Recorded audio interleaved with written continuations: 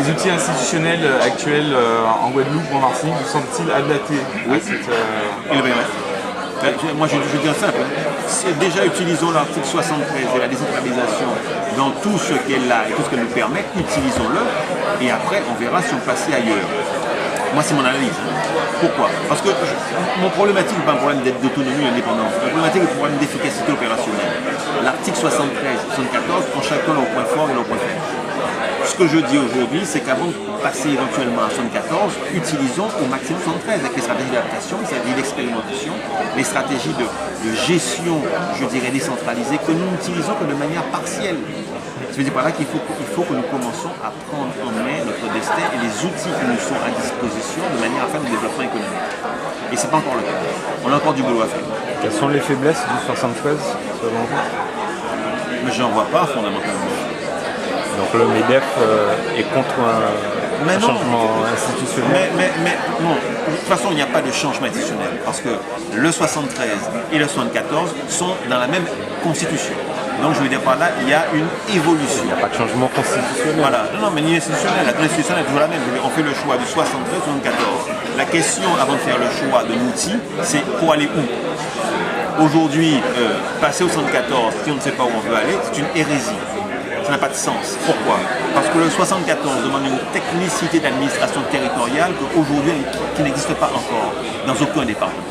C'est par là qu'on doit en mesure de construire un projet et de discuter quasiment en direct avec l'Europe.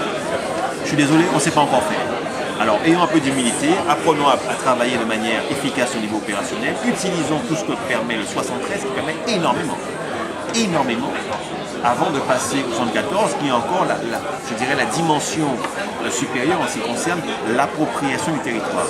Sachant que le 73, enfin le 74, peut nous donner un fonctionnement qui est une sorte de 73 bis, ou alors un fonctionnement qui est plus vers l'autonomie. Donc en technicité, aujourd'hui, je ne vois pas l'intérêt d'aller au 74 parce que j'aimerais qu'on me dise avant, pour faire quoi? C'est comme si on vous dit vous voulez acheter une Ferrari, d'accord, je vous dis vous voulez faire quoi? Est-ce que vous avez les routes pour conduire la Ferrari et est-ce que vous avez aussi la capacité de la conduire? Parce qu'une Ferrari ne se conduit pas comme une 2 chevaux. C'est tout. D'autres éléments? Notre question? Tutsi ou tout? Par rapport à tout à l'heure, vous avez prouvé que vous connaissez très bien l'histoire de la Guadeloupe. Oui. Et donc, je vous demandais pourquoi, à chaque fois qu'il y a des conflits sociaux, souvent du côté du patronat, on ressort des arguments sur le passé d'Haïti. J'ai pas sorti d'arguments sur le passé d'Haïti. Non, j'ai pas dit vous. J'ai dit du côté patronal. Qui veut pas dire vous. C'est une représentation encore une fois. Je suis désolé, Adrien.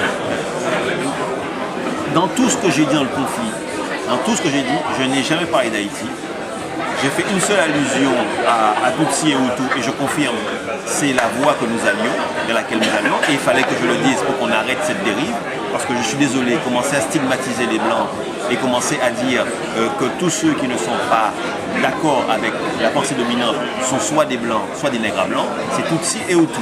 On appelle ça Radio 100 000 collines et le répéter de manière systématique sur les blogs, sur les radios et avec une espèce de tyrannie de la pensée unique. Je dis attention, c'est une dérive. Et je dis que Dieu merci que je l'ai dit tôt parce que ça a calmé la situation.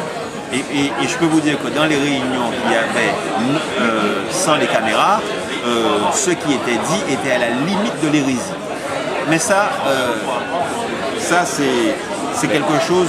Oui. La Guadeloupe et le Rwanda n'ont pas la même histoire. Oui, je vais vous dire, le Rwanda était censé être l'une des colonies belges où il y avait mieux réussi sa décolonisation. N'empêche que on est toujours. Les gens étaient sur leur papier. L'Allemagne a été en 1933 était le pays le plus démocratique, d'accord, et le plus libéral en termes de l'esprit, de la culture d'Europe. L'Allemagne a quand même, l'Allemagne nazie a quand même fait un génocide. Ce que je veux dire, c'est que croire que ça arrive toujours chez les autres et que nous on est différents est dangereux. Il faut avoir une discipline. On ne peut pas commencer à stigmatiser les gens sur leur couleur et dire non, vous savez, nous, c'est pas comme eux, on n'est pas comme les Rwandais. Je suis désolé. Les Rwandais qui ont macheté leur ami de 20 ans Tutsi sont des gens qui ne pensaient jamais qu'ils allaient faire ça. Et quand on les a interrogés, il faut lire les procès, on se rend compte que ce sont des gens qui vous disent ils ne savent même pas pourquoi ils sont allés là.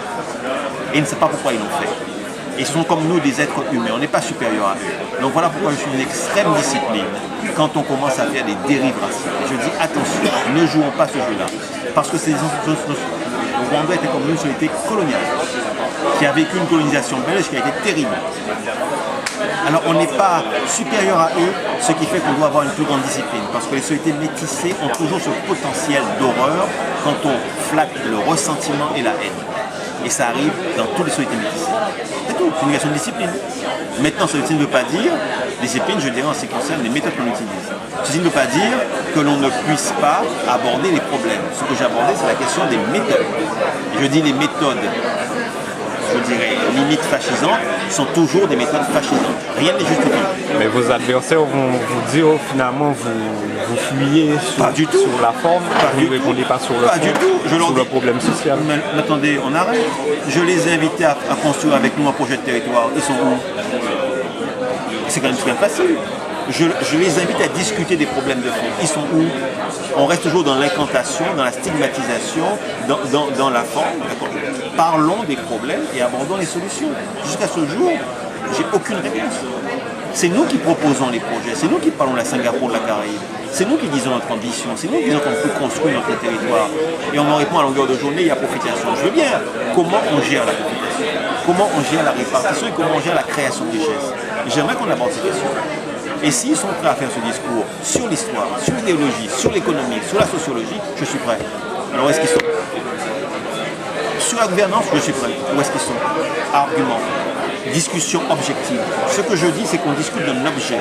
On ne discute pas on ne stigmatise pas les individus. Je suis outré de voir que parce que j'ai une opinion différente, on me traite de pélage. Ça veut dire quoi?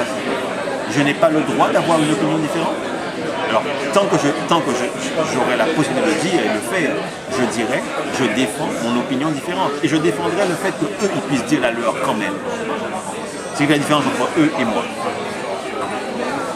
Et nous, je dirais. Merci, monsieur. Juste au niveau national, vous avez participé aux rencontres du MEDEF Non, j'ai pas eu le temps parce que j'ai participé à la réunion de Basse-Terre avec Marius Panchon. Donc, j'ai dû décaler mon... Je devais y participer, mais j'étais sur le terrain, quoi. Le concret. Dans le concret, dans comment bâtir. Alors, autre exemple. Vous savez, la professionnalisation. Nous créons un groupement d'employeurs pour l'insertion et la qualification. Objectif, embaucher 5 jeunes. Voilà. Ça, c'est du palpable. C'est pas dire il y a qu'à Faucon, hein. C'est qu'il y a un problème, comment on le gère? C'est une goutte d'eau. C'est une goutte d'eau. Mais tout doit commencer par quelque chose.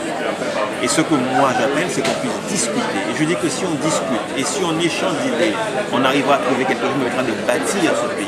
Mais il faut qu'on puisse le bâtir ensemble, pour qu'on arrête. Moi, ce que je n'arrive pas à comprendre, c'est qu'on me balance à la figure des incantations et des préjugés et qu'on ne discute pas du sujet. Le sujet, c'est quoi? Comment on développe le territoire? Quelles sont les potentialités de territoire? Comment on regarde notre passé?